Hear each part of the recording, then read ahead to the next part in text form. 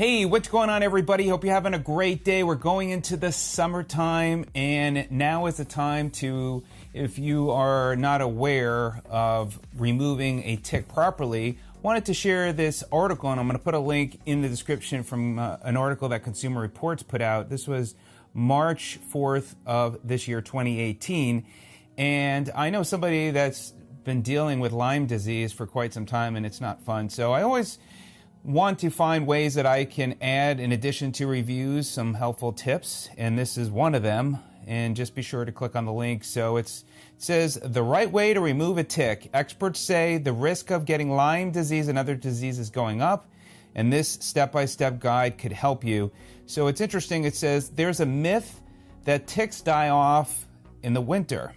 It's true that they stop seeking blood meals when the weather is freezing, but they can survive quite well under the snow. Adult ticks especially are able to wait out the winter. So kind of interesting. I did not know that.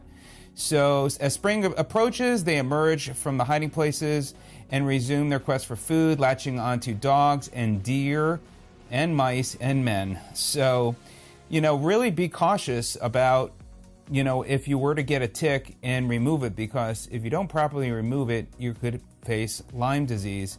So there's some great tips and some things what not to do using fancy tools, suffocation, heat, and there's also, I noticed here on the bottom here, guide to mosquito and tick disease and where most occur, the side effects, the symptoms appear, and treatment. So good article. Glad I came across it. One that I could refer back to here on my channel as well. But I wanted to just put out this video for you. You may not be thinking about it, and then you come across my video, and you'll be glad you did, to have it for reference, and save that link to on your smartphone, the Consumer Reports article.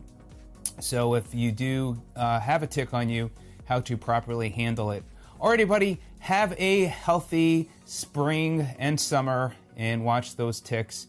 Be healthy. And please, if you have any other comments, or you've been dealing with Lyme disease, or you have experience with this, please feel free to share as well. Thanks. We'll see you on the next video. Take care.